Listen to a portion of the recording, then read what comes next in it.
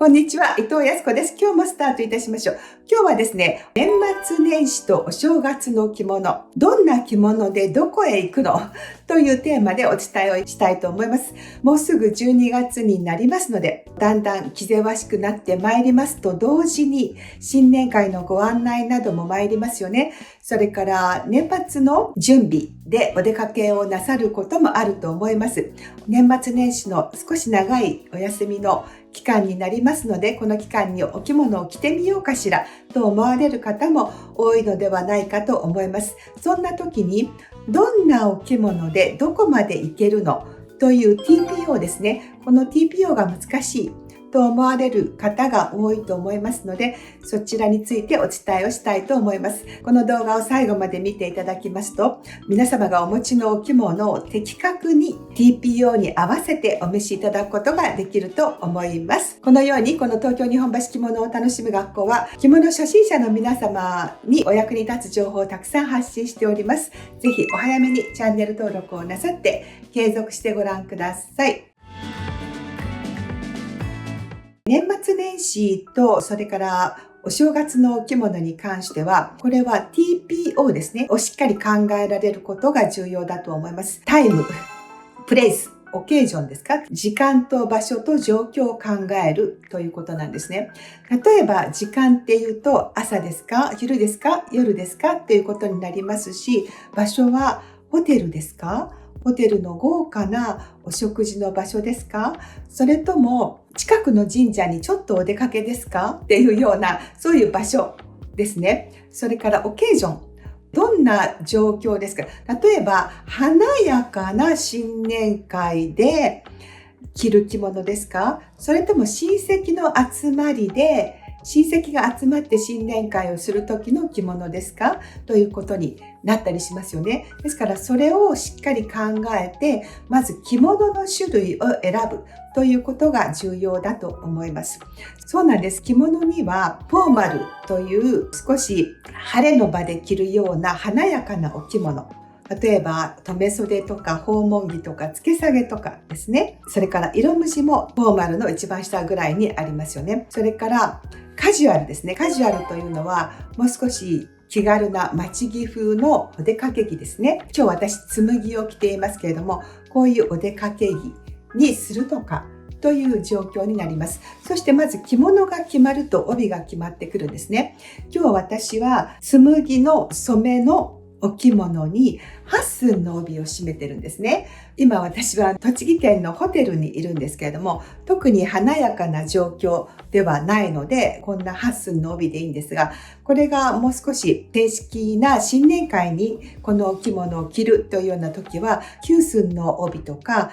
袋帯という風になってまいります。ですからまず TPO に合わせてお着物の格を考えて、このお着物と TPO に合う格の帯を締めるということが必要になってくるんですね。ですから皆様がどんな状況の中でお持ちのお着物を着るのかということをしっかり考えてみたいと思います。まずですね、年末の場合はあまり華やかなお式ってないですよね。忘年会がありますね。年末の忘年会とか、それから今年1年お世話になりましたというふうに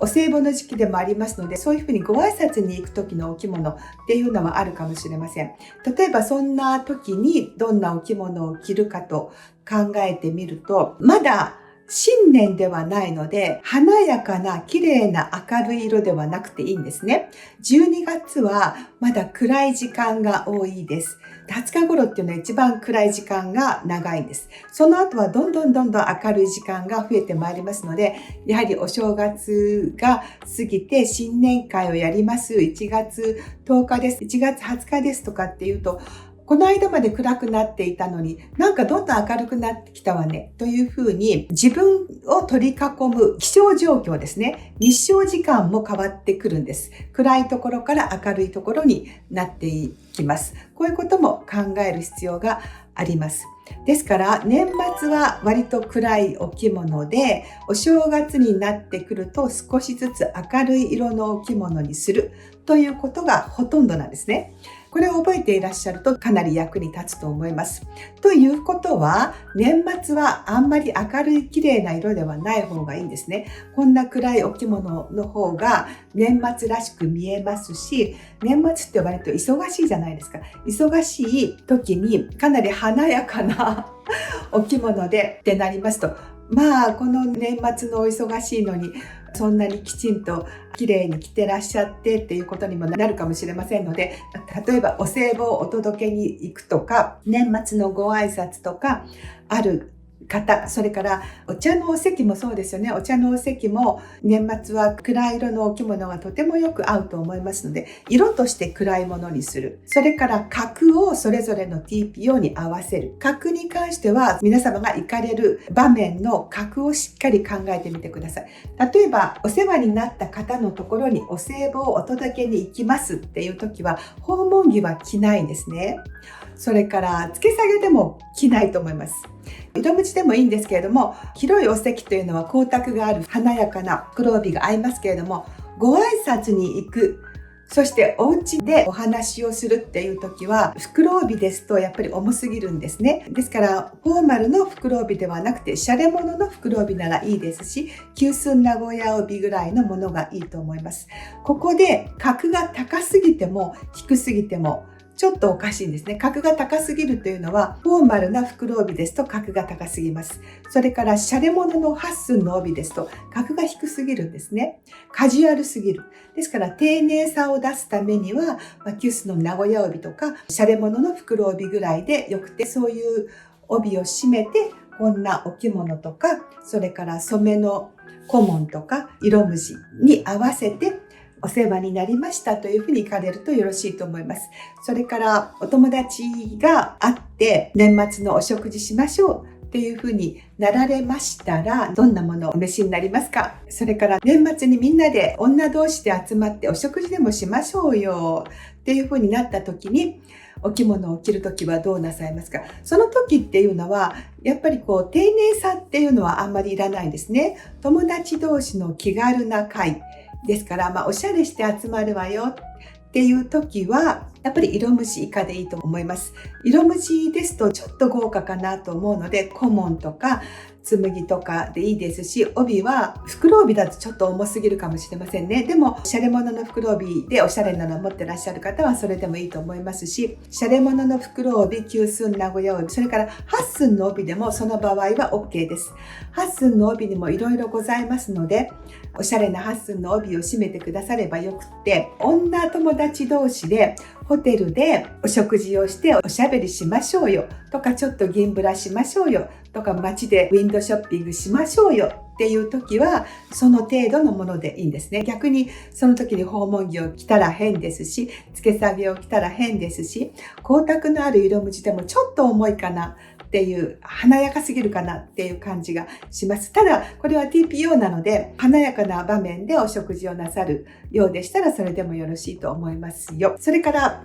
今度は初詣ですね。お正月になりました。初詣に行きます。何々神社に行きますっていう時なんですけども、こうなりますと、例えば家族で行きます、ご夫婦で行きますとか、それから女友達同士で行きますっていう時ですけど、その時にどんなお着物を着るのでしょうかということになりますと、やっぱりフォーマルではないんですね。フォーマルっていうのはそれなりの華やかさがある場面とか格がある場面になりますので、神社に行ってお参りをして戻ってくるっていうのは神聖な場面ですけれども、特に格が求められるわけではない、豪華さが求めるわけではないんです。やっぱりお出かけ着なんですね。ですからお出かけ着っていうのはジーパンの方も結構いらっしゃいますよね。でも初詣だから洒落たワンピースを着て行かれる方もいらっしゃいますよね。となりますと、光沢のある色無地 OK ですよ。光沢のある色無地ぐらいまでかなっていう気が私はします。付け下げと訪問着だとちょっと華やかすぎるかな。それを見せる場所があればいいんですよ。その後ホテルで豪華なお食事をするっていう時は、でもやっぱりテーブル席でお食事してたら、その華やかさって見えませんよね。舞台に出るとか、それから遠目で柄を見せるとかっていうような場面があればいいんですけども、そうでなければ、やっぱりコートを羽織って、バッグを持ってお出かけして、お参りをして、そしてどこかでお食事をして帰りますっていうことなので、見せる相手があんまりいないですね。それから見せるっていうことが重要ではないんですけど、お出かけをして帰るだけなので、あんまり華やかさがあると、かえってそれだけ綺麗なお着物を着て汚さないかしらっていうことにもなりますし、やっぱりシャレ物でいいと思うので、小紋とか紬とか色無地までですし、帯は苦しくない8寸の名古屋帯、9寸の名古屋帯、それから半幅帯でもいいと思います。お出かけ着なので、半幅帯を華やかな帯結びになさってもいいですし、それからシャレ袋帯でもいいと思うんですね。そういう程度だと思います。それからその後になると、今度は少し華やかな新年会というのが出てくる方が多いと思います。例えば同窓会で今度はクラス会をするから、どこどこの会館でクラスが何名集まるの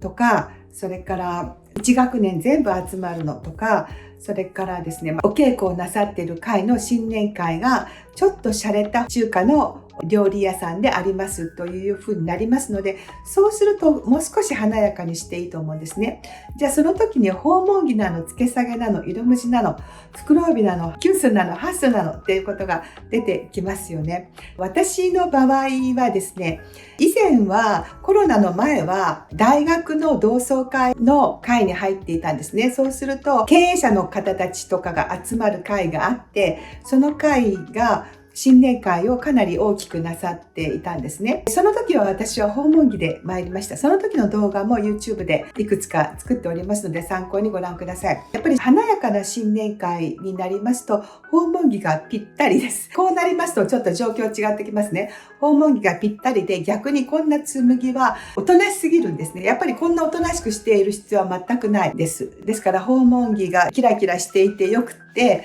そして帯も8寸じゃダメで、9寸でもいいんですけれども、袋帯、訪問着に合う袋帯で華やかに行ってください。で、男性たちも背広を着て、赤いとかピンクとか、とにかく新年らしい、新春を喜ぶようないでたちで来ていらっしゃいますから、女性は訪問着でいいと思います。それは皆様のライフスタイルの中でどのような会があって、何名ぐらいの方がどういう会場でお集まりになるのかということで判断していただければいいと思います。それからですね、あと私の場合はお稽古をしている会がありまして、私水泳をずっとやっていたんですけれども、その会が毎年ホテルの中にあります中華料理店で新年会をやるんですね。そこがかなり豪華なホテルなんです。東京都心にある豪華なホテルなんですね。皆様はやっぱりきちんとしていらっしゃいます。で、お着物の方はほとんどいらっしゃらないんですけれども、先生はお茶の先生もなさっていますので、お着物で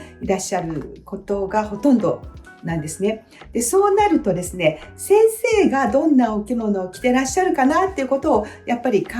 えます。そういうふうに一緒にいらっしゃる方で、お着物の方がどんなお着物かなというのは、訪問着でいらっしゃるのか、小紋でいらっしゃるのか、紬でいらっしゃるのかというようなことですよね。先生は訪問着のこともありますけれども、小紋のこともありますので、そうすると私は、先生の他はほとんど一人着物なんですけれども、そのような状況下では、訪問着とか付け下げは華やかすぎる、出しゃばりすぎるわけですね。ほとんど先輩でいらっしゃる中で、一人だけ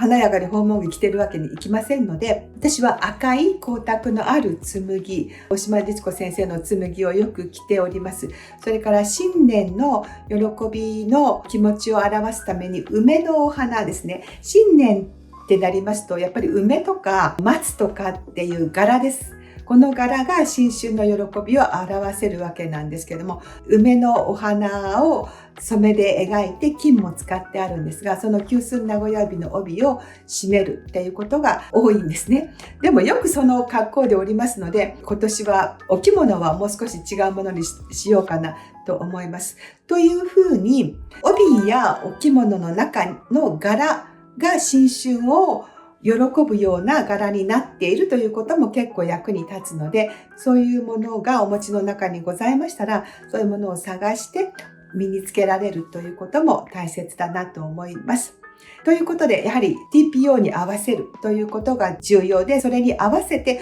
訪問着なのか、付け下げなのか、紬なのか、色無地なのかということはお選びください。それから12月から1月というふうになりますと、暗いものがとても素敵に見える12月、それから1月になるとぐっと明るさが急激に出てくるんですね。で、1月は新春なんです。新しい1年がスタートです。ということで、新春を喜ぶ、この喜びの色や柄を身につけるということがとても効果的ではないかと思いますので、皆様もそのような装いをお勧めいたします。今日は年末年始のお着物、どんな TPO で何を着ればいいのということについてお伝えをいたしました。お役に立てば嬉しいです。ご質問などございましたらお気軽にコメント欄からお寄せください。それではまた次の動画でお会いいたしましょう。ありがとうございました。またお会いいたしましょう。